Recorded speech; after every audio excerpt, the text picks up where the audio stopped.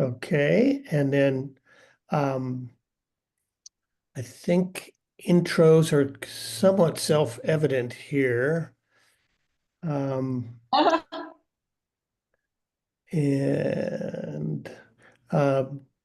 may I get hear from anyone who does not approve today's agenda? Hearing no one, we've approved the agenda. Minutes. Well, we didn't think we did them this time, but I think, did you do them? I didn't remember. It was kind of a while ago. But yeah, okay. So Yeah. is there anyone who would not like to approve the minutes?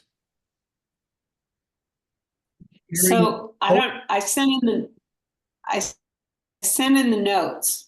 And Okay, so it may be, because remember we talked about the recording is the record, but right. notes were helpful. And so I did not distribute them to everyone, right? I just sent them to you. Oh, I okay. haven't seen them, so Okay, we'll have to. I'll make a note to go find them and distribute them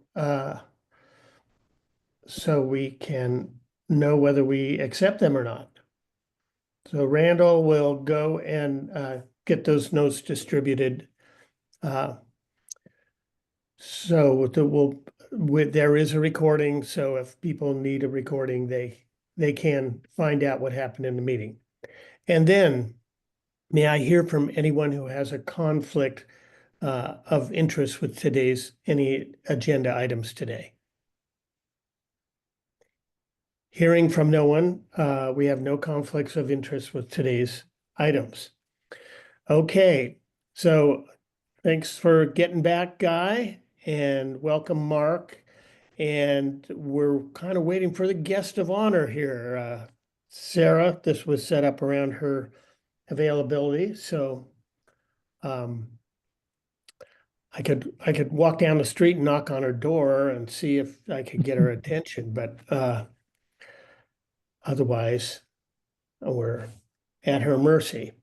I'm not sure it makes any sense to review the R13 draft things without her.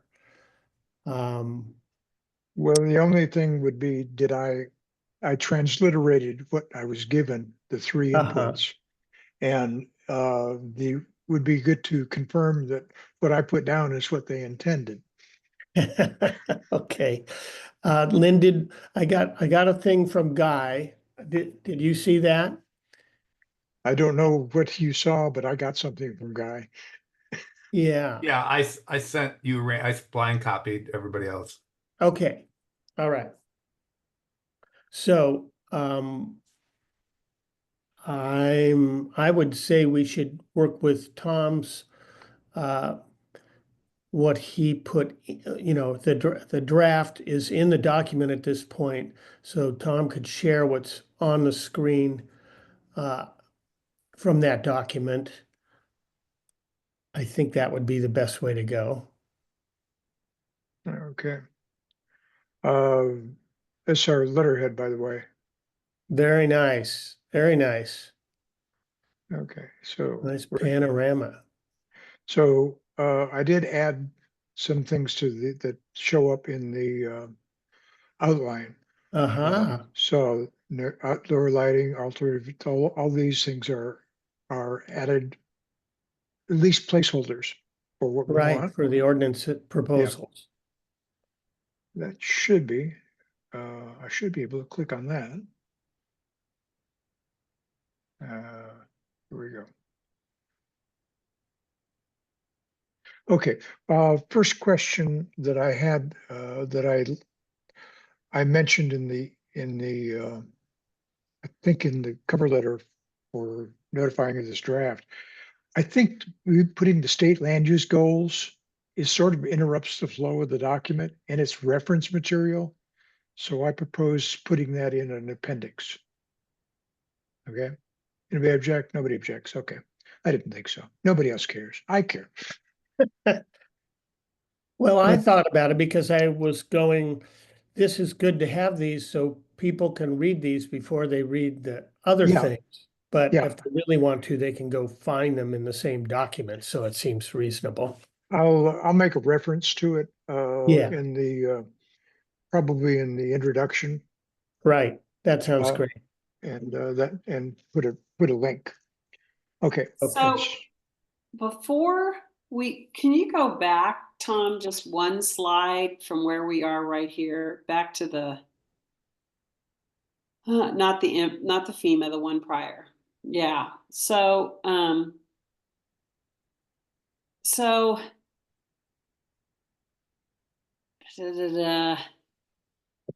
to adopt housing.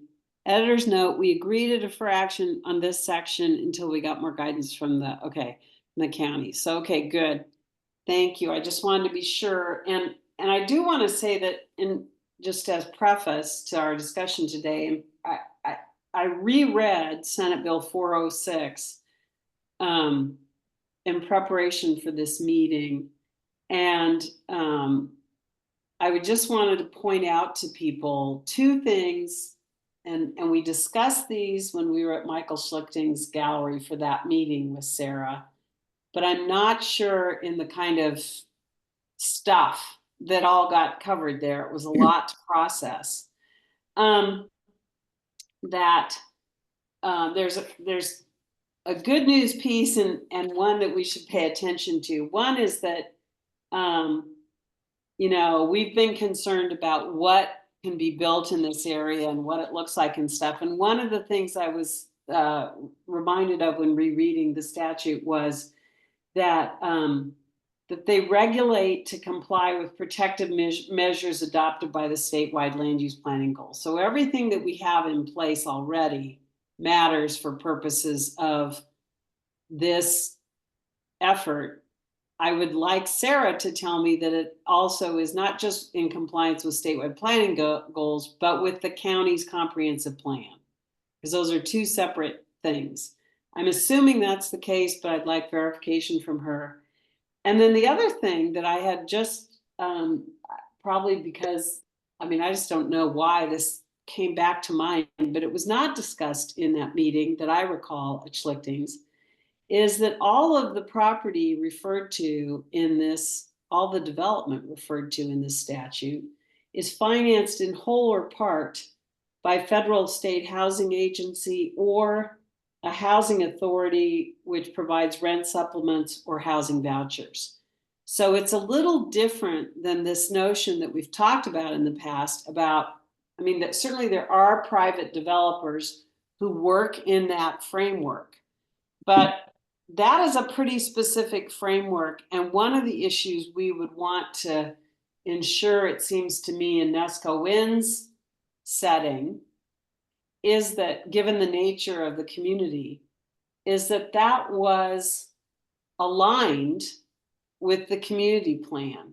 And I don't think we've explicitly said that anywhere, that if, for example, a private entity financed in whole by the federal government came in here and built things in Neskowin, and there are companies that do that, and it's great that they do it and they do it well, but we would want to be sure that it was fitting with the community plan and not just fitting with Senate Bill 406. Because it's surprising to me that Senate Bill, and Sarah, this may be another point for Sarah, or maybe Guy can illuminate here, but it's surprising to me that for a special county where they're anticipating public sector investment from the housing authority or the federal government, that we haven't had more discussion about that, because they sometimes can be in conflict. And the familiarity that I have with the housing authority in the building that's gone on in Portland is, in Portland, they work hard to kind of get it to fit so that everyone's, there's part of the interest is people want their property values sustained. People want their community values sustained. And And there's a whole effort that goes on to make sure that it's just not a building that's taken out of a file folder and plopped down in an area that it doesn't align with. Okay, before you go too far, I'd like to get this captured so that we can make sure that we come back to it. And I'm afraid I got lost. Okay. And what, so my note, does this cover both state use, land use Yeah. guidelines and Tillamook? So the first question is, does this SB 406, does it confirm that not just statewide land use planning requirements, but Tillamook County comprehensive plan requirements are adhered to? So that's number one. And is that wording correct? I'm Yeah. not quite sure. Okay. Okay, and then the second question is, given that this bill is specifically refers to housing finance in whole or part by federal or state housing agency or a housing authority, or houses people receiving a rent supplement or a housing voucher, given the specificity of that, what is Tillamook County's plan to align that requirement with the community values of Neskowin? And the hypothetical I gave was, you know, and there that the design was given exceptions or didn't have to comply the way any other structure in Neskowin needs to comply. So, for example, I don't know, Guy, if manufactured housing is part of the federal housing authority investment. And I know it's referenced in the statute, but I'm just a little unclear when they're that clear that it's not just private developers, it's not just people wanting to go into the business of providing middle housing. It is also government investment that is guided by their constraints, which are different sometimes than the private sector. And I don't understand, I don't know if it's an issue or not, but I think it needs to be addressed because I think that, yeah, the way, and that has never come up, by the way, but my question, again, something that hasn't, to my knowledge, occurred is if the federal government, some agency or some group that's using federal money comes into Neskowin and wants to build multifamily housing, does it have to follow the same ordinances as anyone else? I think that's the question. And by the way, manufactured housing is a listed use of a property. right. And so that, you know, that wouldn't be excluded. We do have rules about that. So, yeah, but the question would be, if somebody comes in with federal or state funds, housing funds, to do a multifamily housing in Neskowin, are they required to stay within our Neskowin land use ordinances, or is there a way that they can, excuse the language here, trump them? So, I mean, that would be a question. The other one on the comp plan, 406 is going to change everything. It certainly is changing the ordinances. And the comp plan is so general in nature, you know, it talks broadly about housing and the need for housing and how we should be providing housing. I don't see the comp plan changing at all as a result of 406. Sarah may have some ideas about that, we'll see. But certainly our ordinances will change.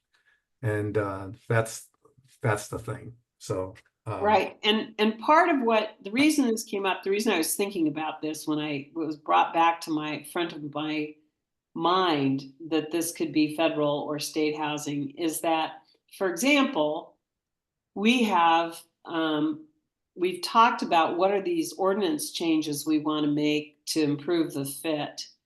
And the ordinance changes have included everything from noise, deck locations, off-street parking, landscaping, and night sky provisions. Let's just take that one. Well, sometimes public housing has very specific lighting requirements, or it used to. I don't know in the last 3 or 4 years, but it used to have lighting requirements for the safety of the tenants, right? Yeah. And so what we'd want to be sure is if they're requiring a higher grade or a higher, more lights, that is compatible with a residential village kind of thing, that we don't Yeah. have people. I get it. Yeah. I think it's a good question for Sarah. It's not come up to my knowledge. I don't know in my time on the planning commission, I can't think of any project that was federally or state funded in terms of housing. That doesn't mean it can't happen. But I think it's a good question. We can raise it with her. So, Okay. yeah. So Sarah says she had the first meeting being December 2nd.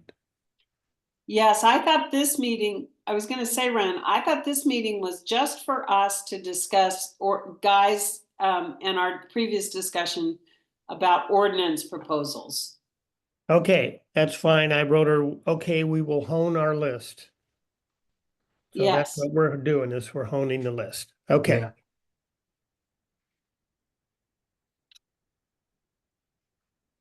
Okay, so that was good to get this worked out. So how can we help Tom finish that sentence of a project course?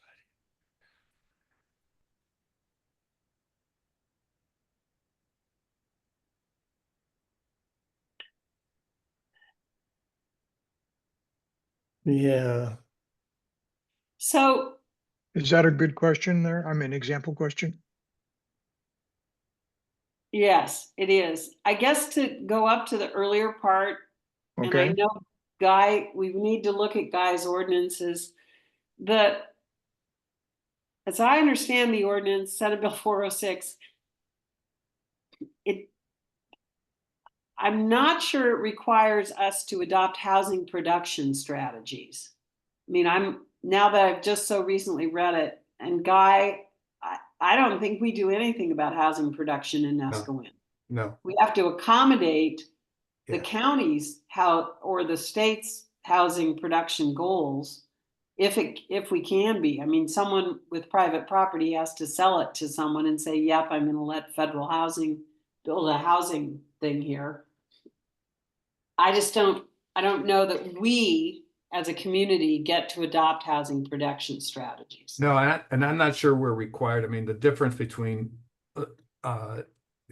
entities that have a growth boundary and all the land use rules that follow in terms of what you're required to do within that growth boundary, the density, empty lots, all that kind of stuff does not apply to us because we don't have a growth boundary.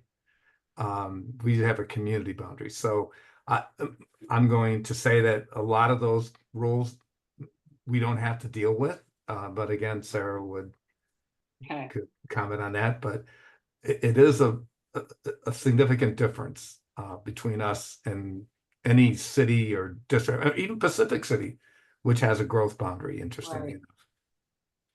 But okay. So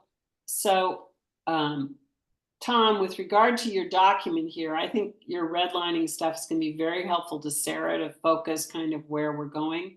And Ran, I don't know if this is helpful, but I think if we just go through this part of it in tandem with Guy's ordinance, or is Guy's stuff already in here in the red line, Tom? it's already in there further down. Perfect. So let's just keep going and go through this and we'll be in great shape. So any changes to what I've got there for notes? If you could make it a little bigger, it would just help. I don't know if that's possible. I think There we go. Thank you. the question more is if a project comes in, a housing project comes in, and even if it doesn't have anything to do with 406. And it has federal or state funding to increase housing density or affordable housing. Do they have to follow the same rules, ordinances as the community has existed?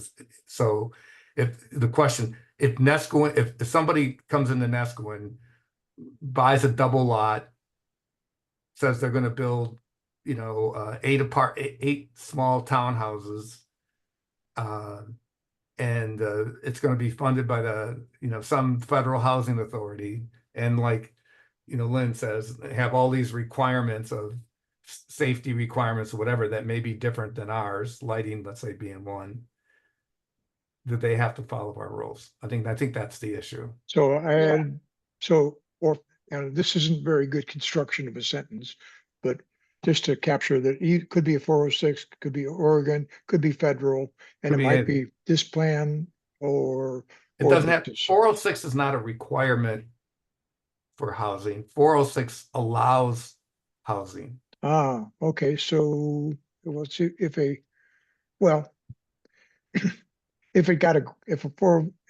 there was a grant for a 406 project, because this is a 406 project. Yeah, I don't think there.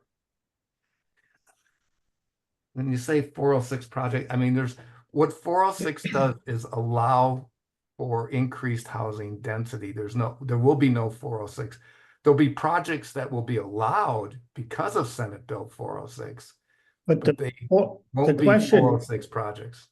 the question is if they got federal funds that required that they Yes, abide by federal standards and it conflicted with our community, exactly.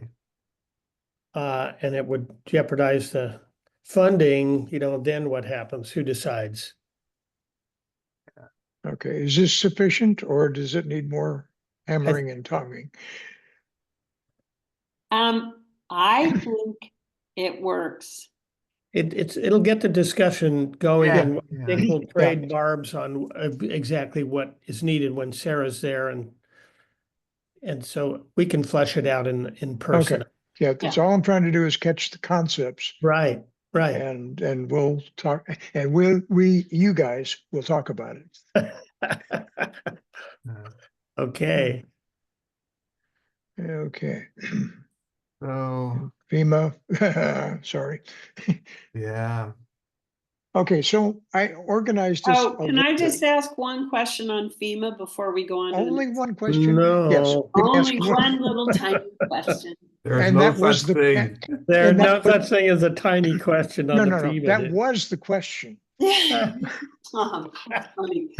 So, Guy, at that meeting, was there any discussion? I mean, I don't even know that the current FEMA director is going to be the current FEMA director. Right. Not after yesterday. Is there any discussion about, you know, I understand the urgency and I absolutely understand the fear.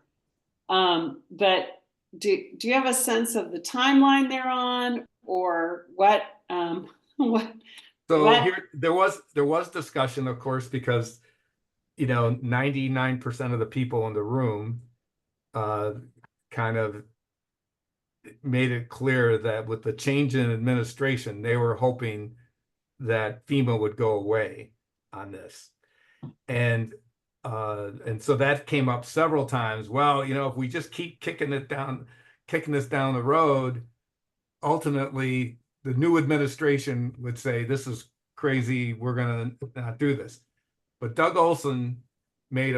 Commissioner Olson made a very good point in saying, this action has nothing to do with the administration.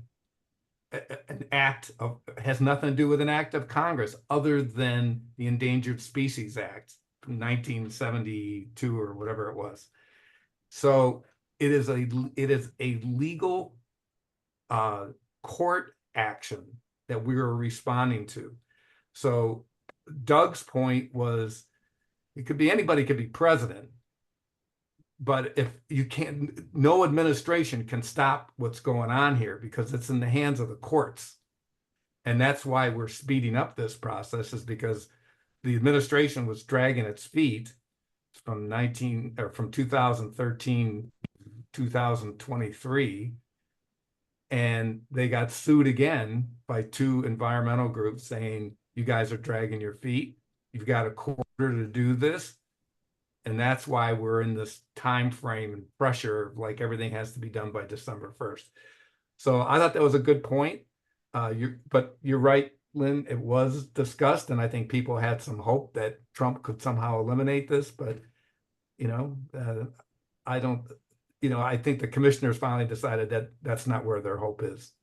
Okay, all right, thank you. Okay, so now, Guy, these are your proposed changes to policies, right? Yeah. Okay, Okay. so what I did in terms of, I did a little bit of organization to it. And I divided into R1 and R3 changes. Yeah. And then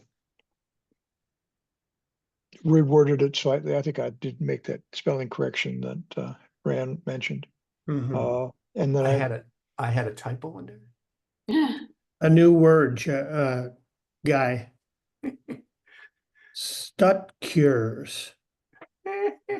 No R, but STUTCURES.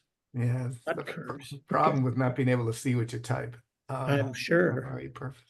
okay, so the changes to the ones that changes on changes are a little bit hard to track in Word.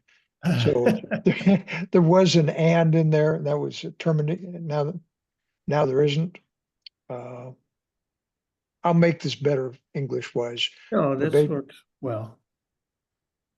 I think there's meant to be a period there. Okay, so anything special? I mean, this looks, I think this looks clear to me. Guy, is there anything special here we should be paying attention to?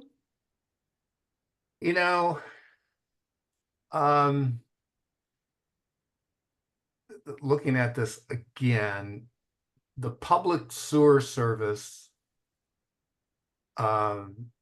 is, we have areas obviously within our community boundary that don't have public sewer service.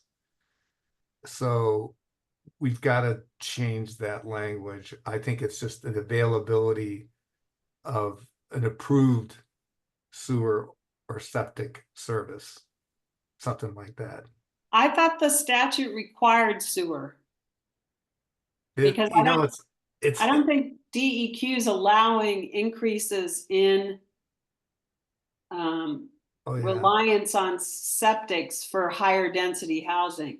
Well, I don't know about higher density. That could be a question for Sarah. Yeah. But like on our hill, we have our own septic system here, and we're within the community boundary, and we can build because we don't have access to public sewer service. So you want to, instead of public, say, or in addition to public, say? I would say the availability of an approved sewer. An approved septic or sewer service. I don't think we want to say that. Okay. I mean, because it's an error. I shouldn't be that direct. At first, we need to know DEQ's position on this, because quite frankly, and this just shows my age, if we've spent all the time that we have spent in this state restricting higher density in septic tank areas that are always going to be septic tank areas with the implications for the environment, and we're now going to set that aside for density, then the rest of the statewide land use planning goals don't make much sense to me. I mean, I think it's, and I have a septic at my house in Neskowin, so there's that. But I think Senate Bill whatever that is the major bill statewide, because the fear is that it would drive development out of the urban growth boundary, but also it would push development onto lands and competing with farm and forest use, right? That's everyone's dream is to go out and plant a house in the middle of farm country and sure get a septic. But when you're talking about multifamily housing, and I just think we should get clarity on that. And then if that's the case, if they are open to it, then, then I'm corrected and I understand. But boy, it sets aside a lot of other pieces of the land use program. Which I think the language, that's the current language, right? The public sewer service. Right. And But it's the state laws. It's in the state, not just the Tillamook County version. I know, but in our zoning, okay, that's the language for our zone. And I think what you raised though, Lynn, and I would put it as one of the questions on our list of questions for Sarah. Yep. Is can we require multifamily housing to be served by our public sewer service? Yes. I mean, that's the question. Thank you. And I think that's a good point. And there are few areas that are, I mean, I guess there are. I mean, who knows? I mean, what if the county sold that park area halfway down Hawk Avenue, sold it to and there's no sewer down going Hawk. I mean, it's within the district, but anyways, yeah, I think it's just a good question. I think we got to ask, because that's a real, that would be a real eye opener to me. So let's find out. And if it is, if they're allowed with it and the county is fine and the state's fine, then it is what it is. Then I would somehow, Tom, until that gets resolved, I would highlight that public sewer service line, that or phrase, because that I think will need to be changed one way or the other. We just don't know which way it needs to be changed. So I have a question.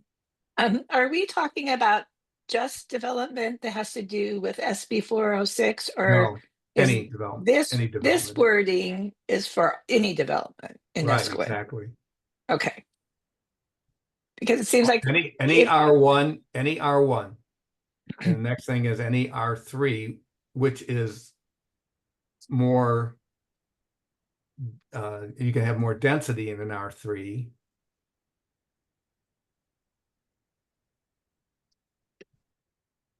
Or medium to high density mix of dwelling.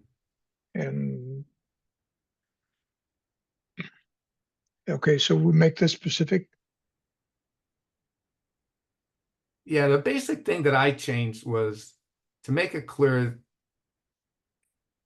that the primary purpose for this, and the reason why I changed the language, I mean, it may sound like simple changes, but I've been involved in hours of discussion about what the nature of an R1 or R3 or R2 is in terms of when that talks about housing. And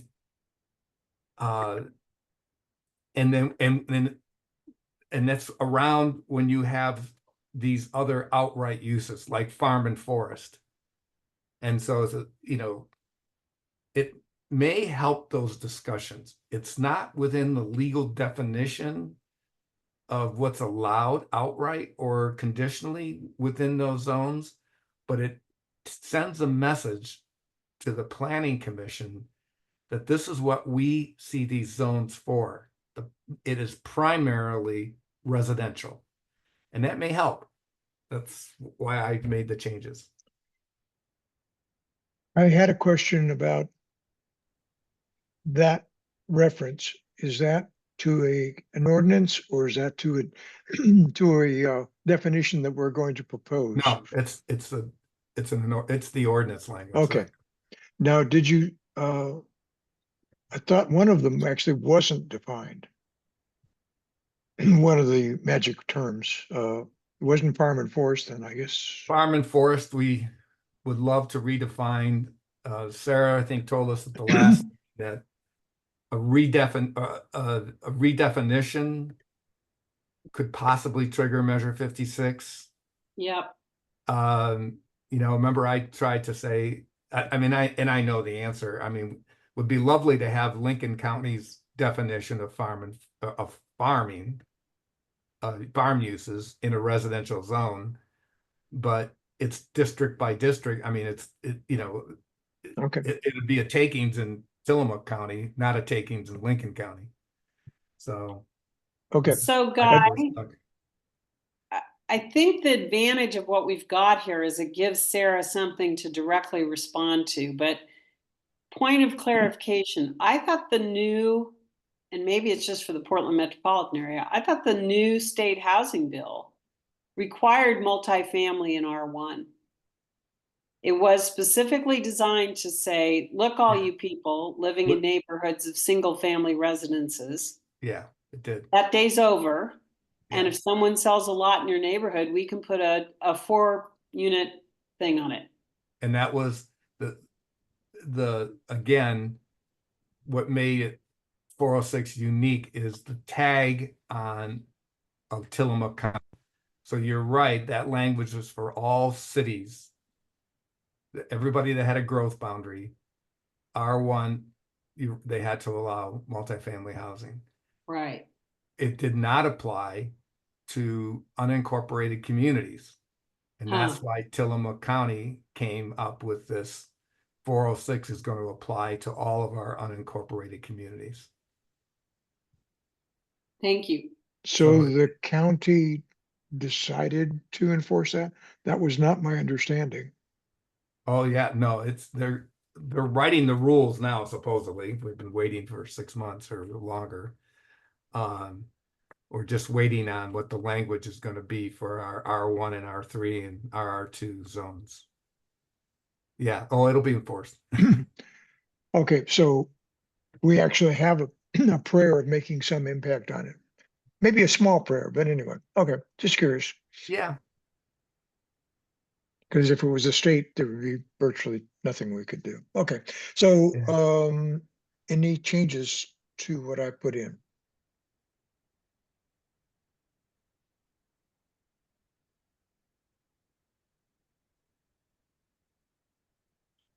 I'm dying to hear what Sarah says. I think it's very interesting. So the question to me is whether Tillamook adopting 406 to put the same requirement on non-cities, whether that would withstand a legal challenge. I mean, when you talk about something that could create a takings, that could be it. So it's interesting to me. They must think they have a very strong case because of the umbrella of the state housing law, but it's a pretty interesting approach. Well, it's the state legislature passed it, so therefore it's not subject to Measure 56. So, All right, there you go. Thank you. Okay. This is a bit of a meld of the other inputs I got. So we've got a setback posture. yeah, I recommended this. Neskowin, when it was platted, right now in R1 and R3, the minimum lot size is 7,500 square feet. And my guess is half of Neskowin, and certainly in the village, is 5,000 square feet. And so I put this in just for discussion purposes. I thought if you're dealing with a smaller lot and you're trying to increase density, should we actually reduce the setbacks so that houses in 5,000 square foot lots can be closer together? Now, you could take the position that actually in a 5,000 square lot, it should be greater, but because a lot smaller. But anyway, I put it in there as a thought. I can argue both ways, but do we want to, the question is, should there be a difference in the setback rules that we have for lots that are 7,500 square feet or 5,000 square feet in our R1 and R3. So Guy, did you do one of those cute computer things and put four No. units on a 7,500 square foot lot? No, I didn't. Because that's what I'm trying to figure out, is I'm trying to visualize what that looks like in the community part of Neskowin that's, west of 101. Because some of the houses in Neskowin in the village are backed into each other's lots. I mean, it's a patchwork quilt of where the houses are stacked up two in a row on really small lots. So anyway. Right. And I think what's happened is those houses were built before the 70, what was it when the LCDC. early 81, maybe, when we had these rules kind of go into effect, each community. So, but you're right in that there are homes that are back to back.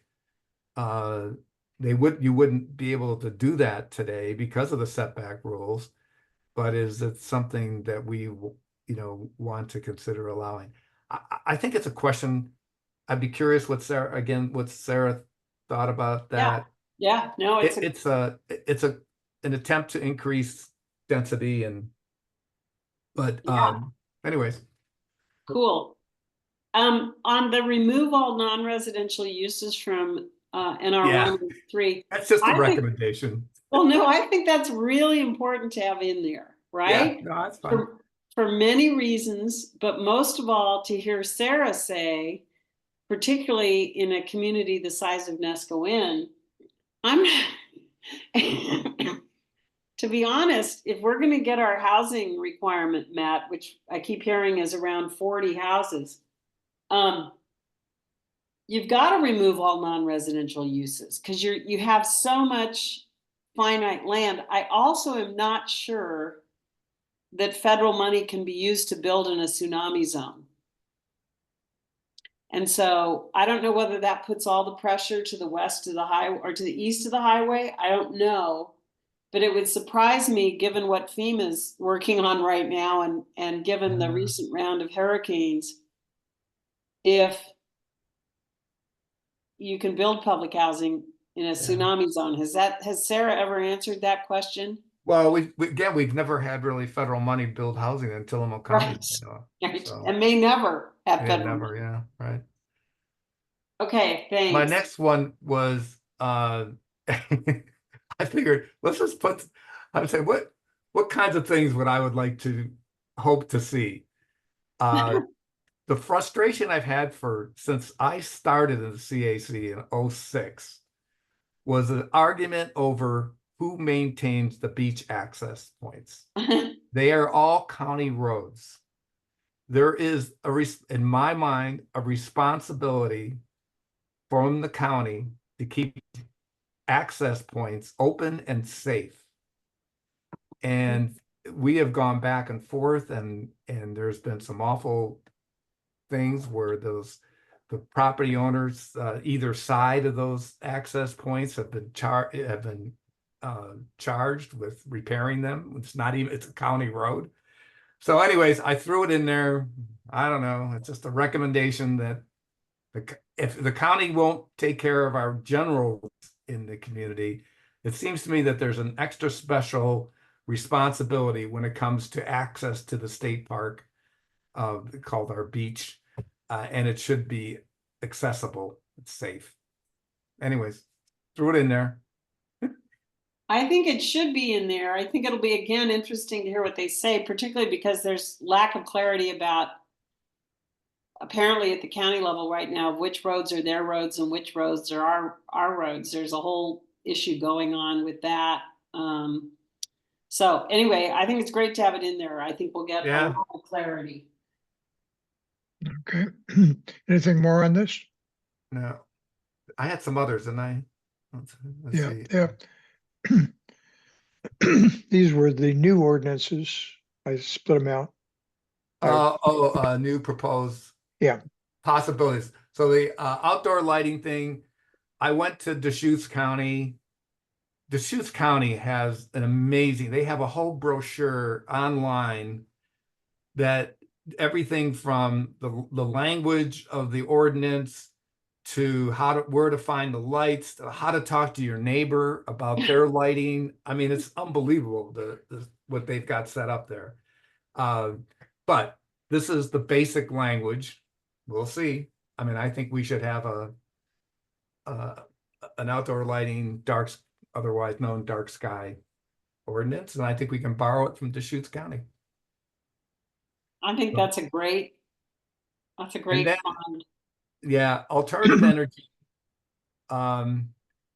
This has Wind Jenny's has come up, and I think I mentioned in my note to you all that it came up in NETARTS, where somebody, well, actually it was the Schooner restaurant, wanted to put windmills on top of the restaurant.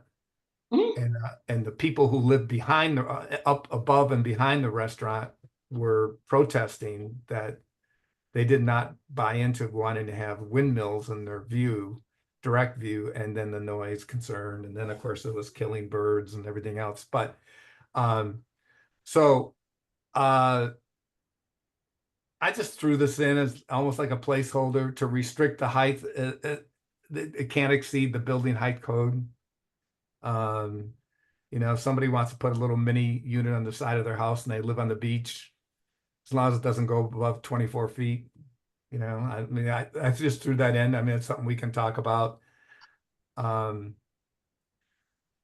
the other on the energy thing, it's this actually, Sarah brought this up, and I think I asked her before. Currently, we have no rules about if you build next to somebody who has solar panels, are you required to not block? There's nothing in the ordinances at all about how if you have solar panels, how you can protect from somebody who's building next to you that might block those. So it's not necessarily a big issue now, but it could be a big issue in a few years from now. And I just thought it was something that we ought to think about. So I just threw in this thing. I just made this up, obviously. You can't block more than 50% of existing solar panels if you're building. We'll see what Sarah says. So Guy, on that, I think that the state has made huge progress in the various counties and certainly in Portland, but you know, those ordinances started in the 80s. And so my guess is Sarah can either point us to an existing ordinance in Tillamook County. And so I just think she can tell us the state of that. I'm surprised the county doesn't have a solar ordinance actually. Yeah, I was too. And anyways, we'll see what she says. The other one, this is my Tierra del Mar thing, and it's it has to do with, and it's under alternative energy, but it is, you know what happened in Tierra del Mar? They sold a prime beachfront property to Facebook to have this industrial activity of where the lines are and the huge vaults going in and all the problem. I mean, building and the structure for that, the leaking of oil they had during the building. I mean, it was just a mess. The noise and contamination that happened as a result of that. But so the argument that came out in the planning commission, which influenced several commissioners, was that transmission lines are allowed conditionally, but there was some language that the service is for the community. And of course, that's one of the things that I tried to argue. There's no, I mean, what Facebook was doing was providing access to overseas line so they could feed the line was going directly to Prineville for their their storage stuff. It in no way did it serve Neskowin or Tierra del Mar.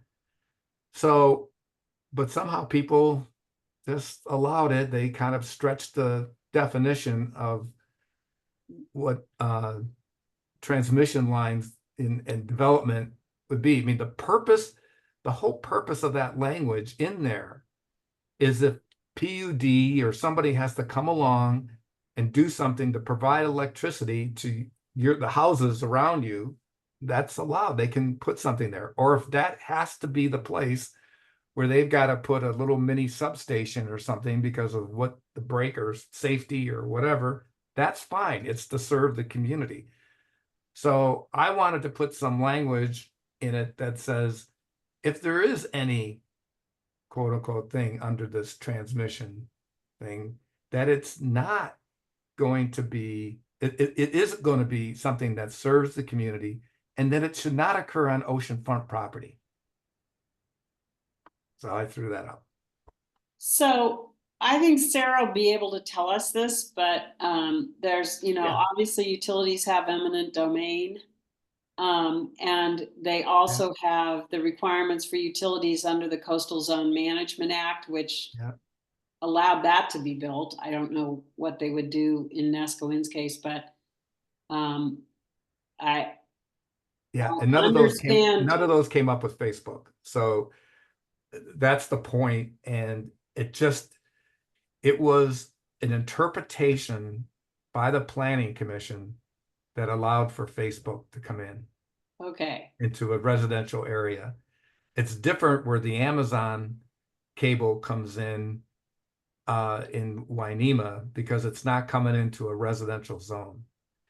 And we have several open lots on the beachfront. And we are in prime area to connect to overseas cable. So did the environmentalists oppose it in Wainema? Oh my God, yes. And they were not successful. No. Interesting. And they should have been, because the experience and the destruction and leaking of oil underneath the ocean floor. I mean, it was just, it was a mess. Well, let's ask Sarah. Yeah. So is this the reason you got on this committee, guy? So you could get revenge on this subject? I'm trying to, I mean, there are things I've observed a lot, obviously, hours and hours of discussion. I know you have. You put up with a lot. So I'm trying to protect our community based on the arguments I have heard. And I've lost, you're right, Rand. I've lost I've lost all of these. All right, well, we'll see if we can pull it together for our home team here. Okay, are we done with this part? Yep. Now here's some headings that don't have any text. Yeah, that's my little punch list, or at least in part my punch list. And when I read through the statute, the Tillamook County statute, not the state housing law, which I also read, but the landscaping thing it seems to me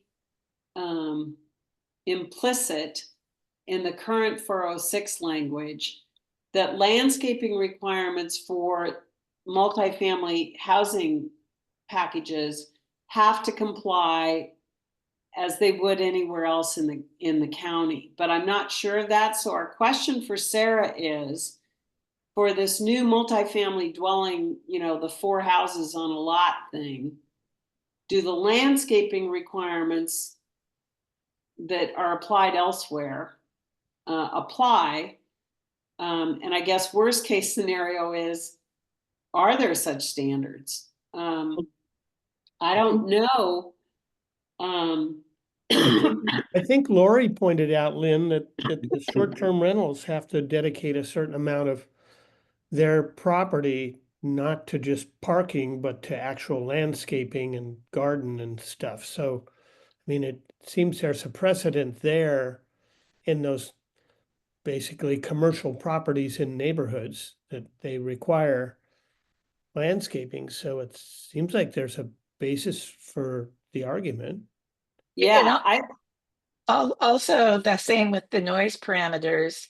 If you go back to the short-term rental discussions, they have very specific things about noise. And later in the community plan document that Tom shared with us, it says that the standards for owner occupied rental, whatever, are recommended to be the same. So it seems like we could at least look up what those standards are in the short-term rental ordinance and see if we want to either put them in the community plan or strengthen them. yeah. Well, And I think and yeah, she may have answered that when she said that they are able to impose these kinds of things on short-term rentals because they are businesses. And there isn't a provision for doing that to private residences. Yes, and Good Tom, call, Tom. that would explain the house in Neskowin that is directly east of Pacific Sands, the northern portion of Pacific Sands, that is a new house within the last year entirely surrounded by cement. mhm. And it is the kind of thing where, I mean, it really stands out because there's just, Very. a house on cement. And if we need, that would be exactly the kind of thing that we should put something in here. If it's not covered for residential, that there can't be just a slab of cement with a building put on it. Yeah. Then we should put that into our community plan because it does really stand out as like, whoa, look at that. Even the little houses that are backed up, double stacked in the village have a little green between them. Yeah, and Right. that place has yet to get a STR license. Is that So what it's for? well, they built it saying they were owner occupied, and then after that, they applied for it they applied for it as an Airbnb. They weren't owner occupied, and now they're applying for it as an SDR. And so, I mean, kind of following that train of thought, if you thought you were going to be an STR, but you didn't want to meet those landscaping standards, would you start saying you were owner occupied so that you could avoid them and then apply and say, oh, but it's existing. How can you make us undo it? You know, I like the idea that everybody's kept to the same standards, even if on the residential, the owner occupied stuff, if we can't make it actually part of a new code because Tillamook County is afraid of takings because it would be taking the value of her property to put landscaping in, at least we could have it be aspirational, which it seems like a lot of the things that we're saying are aspirational. We can't enforce them, a lot of them. Okay, I don't know. well, for right now, can we leave it here or should I move it to future directions? I would, right where you have it, where it says the landscaping rules cover SB 406 permits. And I guess the only thing I'd add, Tom, is are there landscaping requirements currently in Neskowin for R1 and R3? Yeah, that's great. Because that seems fundamental to the values of the entity and of the community, but also the 406 law requires that the multifamily things have a courtyard. They're required to have a courtyard, which is great because a courtyard can be a green space. It doesn't have to be a slab of cement that all the houses are stuck on. So I think we've got an opening there. And if we're, and so that to me, if Neskowin doesn't currently have any landscaping requirements, 406 is an improvement because they at least require some open space. But let's see if a community plan should absolutely be pointing to the need for some form of landscaping. I mean, this is Oregon after all. So it's R1, R3, is that good to specify those or should I leave that off? I think that works just the way it is. That'll get us there. Good. Okay. So actually, back to the noise and one, Should we put in there, are there any noise things currently? Kind of the same question, like, are there landscaping requirements? Are there noise requirements now? Yes, for the village or for the area. There is Yeah. a noise requirement in Neskowin North, but that's a HOA, so. Yeah. Noise abatement or question is, just noise level? Parameters you put above. Say again? Yeah, that's fine. You had put parameters above, but I think that either of those gets the point across. Yeah. Okay. Fire safe. What about the deck location? Do we have any suggestions, or that's like, does any, do any codes say anything about that? Well, the deck location goes back to Guy's thing about setbacks and solar and Wind. and could also involve this kind of courtyard requirement, right? Mhm. Because it's particularly some federal housing does not have any decks, right? One of the ways that they make it, they have to, and it's unfortunate because I think people are better if they can get outside. But one of the ways they get through the kind of all the regulations for government built housing is to eliminate, in many cases, those kinds of unnecessary things. So I think we need to get some clarity from Sarah on it. And she must know from her experience in the other unincorporated areas like Pacific City, kind of what the deck implications are and what we can do. Because it's complicated. Is that another, is this already covered thing? Question? I would just, in the deck section, Tom, we want to go up that, yes. Is this already covered in current ordinances? And I would bet it's not. I don't know of any noise ordinance. I just did a search of all of our ordinances in Tillamook County on the term noise, on the word noise, and nothing came up, so. Okay. All right. Have we thought of anything else while we've in our process? What is the fire safety? What is the desired, if it's not there, what would you want? Again, it would probably be setbacks but there's probably nothing about barbecues and outdoor fires that there could be that that would help prevent backyard activities from catching and creating havoc. Yeah, both barbecue and bonfires, the NCA keeps talking about various locations that look very dangerous, but there's not too much they don't know what authority they have to go and say, this is basically unsafe. This tree here could catch on fire very easily. Please regulate your fires. But I know in backyards of many people, there are probably uncomfortable situations depending on how wild the neighbors' fires are. Yeah, I think that the fire thing is has to do with setbacks to flammable materials on neighboring houses, particularly, or neighboring trees or plants or something. Right. But I'm guessing, so that would be one to ask Sarah is, would they let us put a setback to, have fire considerations be a consideration when permitting?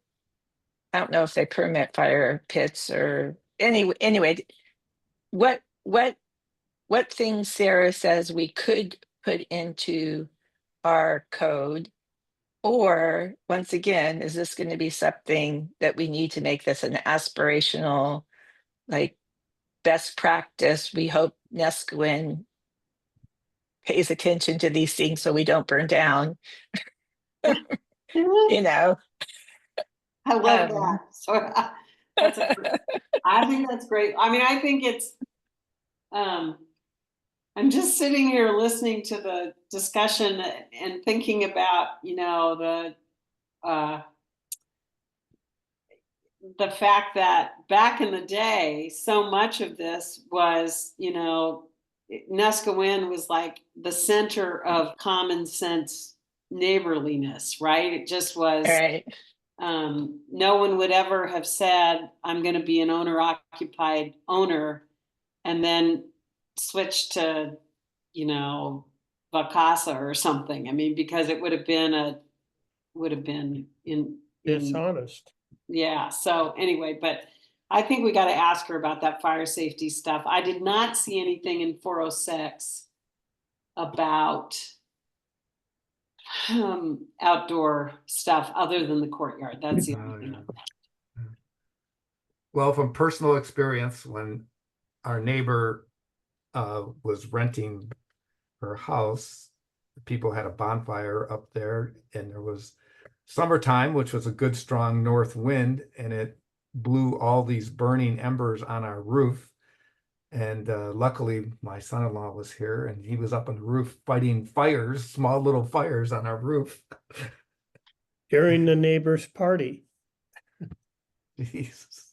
Well, and I just have to say, when I was a kid in Neskowin and we were staying in a rental house, a bunch of us lit sparklers and threw them over the railing behind us and burned down a whole bunch of dune grass around 4 houses in the village. And we put out the fire. We got it out before the fire department came, but we were all in a world of hurt. And so I just want to disclose my guilt there that I'm not sanctimonious. It's all got to be done right because I'm the person who was the kids who started that fire. But the point is, it happens, and I agree. And I don't know what, I don't know if there are any STR rules about outdoor fires. Yeah, there's a good question. Which, I kind of agree with you, Lynn. I mean, our neighbor, if she were living, she's living there now, but when she wasn't and renting it, the people, they don't, they're just irresponsible and they didn't care. I mean, I don't worry about that now, but, it's more of a threat, I think, from the short-term rentals, but because you have more of a relationship with the people who live next to you. I agree. Okay, well, I took notes of everything we've got here. Tom, this has been, Tom and Guy, outstanding work here, because I think this really focuses our December 2nd discussion beautifully. Okay. Right. Thank Okay. you. That's all the new stuff. I think I may have changed something in the back. I don't remember what it was. Oh, I eliminated the duplication of that information. And sorry for tearing your eyes out. We still are waiting on responses. And I suspect we're not going to get them today. I've got to get. I need to go read through it, just the whole thing again. After our meeting with Sarah, I think we're all going to want to do a whole read through, but it's sure, Tom, it's sure an impressive document. It's just so much clearer and easier to follow with all of your hard work. I'm very appreciative. Okay, and that's gone. And the maps, I think I may have changed something. We do have the community boundary, Neskowin, NCAC boundary, neighbor, and my favorite, the neighborhoods of Neskowin. That's my favorite. Yeah, and I'd like you also to take a look at the way I've condensed those people who are zoning people who I of which I am one not. Yeah, whatever that means. Anyway, take a look and see if I've summarized those correctly.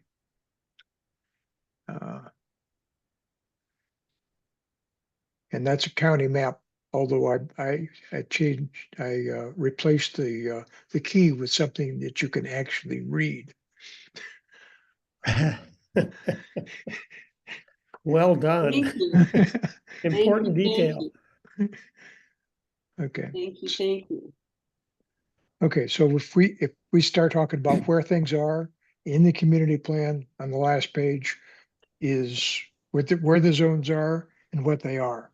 So for us to talk about that, we need to make sure it's those. I didn't lie. You didn't make it up, huh? Yeah. All right. Great Okay. improvements. So this is revision 7 now, and the only change that I'll make past this will be to take and move the state guidelines to a Appendix. to appendix, and then I'll probably do an accept all because we've looked at everything that I've changed. I have one addition for Okay, us to talk about. Up where, uh, towards the very beginning of the plan, there's a section that says that we have volunteer organizations that make the community strong. And there's a new one that's just been formed by the people that are putting together the history of Neskowin photographic book. And they have incorporated it as a nonprofit, as a historical group, a Neskowin historical, I'm not sure the exact Society, I think you're words. calling it a society. Yeah. And I think they will be a strong organization in the community. They're just at the beginning, so I don't know if it's premature to put them on there. But since this document could very well live for another 20 years, I would like them to at least be part of the public discussion. There you go. Yep, Um, great. well, it's not actually a volunteer organization, or is it? it If is it a is, volunteer. It is a volunteer organization, and it Okay. is at one of those tax deductible donation ones. Okay, so can you give? 501c3. I texted Jim Afwalter knows the exact words for it, and I texted him, but I haven't heard back. But I think it's the Neskowin Historical Society or something. And to that end, we should also say it's the Neskowin Beach Golf Course. Neskowin Beach. Yeah. NCPSS, because it's a historic entity as well. It's not like the historical society, but it is that is its historic name. Neskowin Beach Neskowin Beach Golf Course. Golf Course. Is that, Lynn, I heard talk that you were thinking of going nonprofit. Has that happened, or are you still a for-profit business? We are a nonprofit already. We're already a nonprofit. There's 5 or 7 categories of nonprofit. And as part of the sustainability of the golf course, one of the things we need to look at is which of those categories we want to be in. So that's a live discussion, but we're already a nonprofit business or a Right, so nonprofit. that's a state designation rather than the federal is a C3. Yeah. Well, the federal designate, the IRS designation is the C3 because it allows tax deductibility Right. of contributions. So, but right now we're a nonprofit, but yes, we need to look at that option.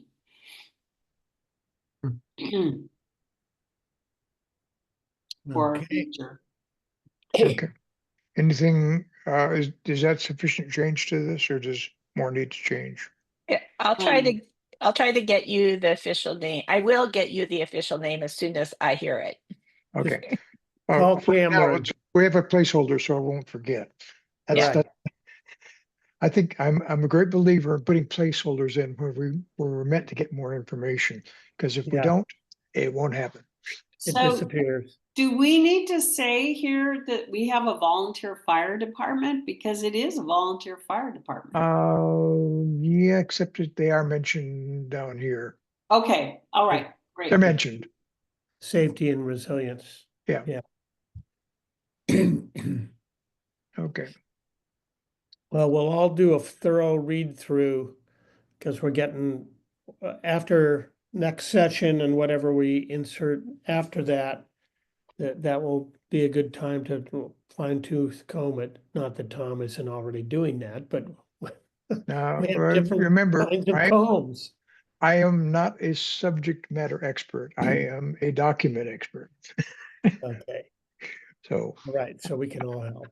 I've done what I think is right, but I can't you. judge whether or not what I've written is correct. But it will be in good form. Yes, So Laura. just something to think about. Instead of school activities, do we want to just call out the schools that are in the area, Neskowin Valley School, and then the That's Nestucca that's School bullets. District? We don't want to get too wordy. Okay, all right, never mind. Okay. Yeah. We're already Okay, sort of, my personal rule for bullets is they shouldn't go beyond one line. And occasionally they do, but we don't want to get too, they cease becoming bullets and become an essay. And we don't want that. Okay. Okay. So I will do an accept all on the changes that we've reviewed.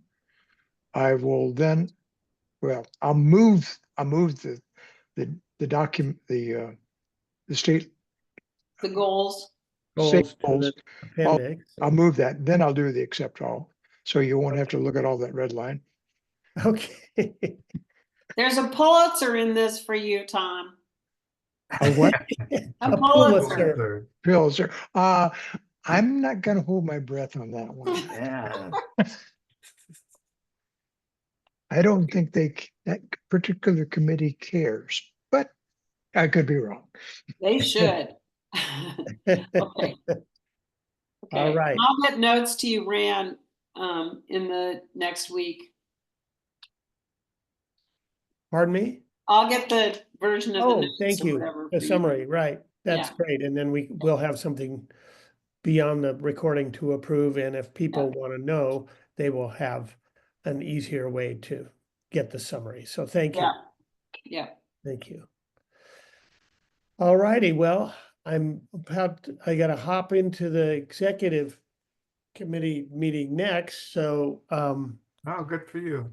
I think Enjoy. we'll wind this one down. Thank Yeah. you.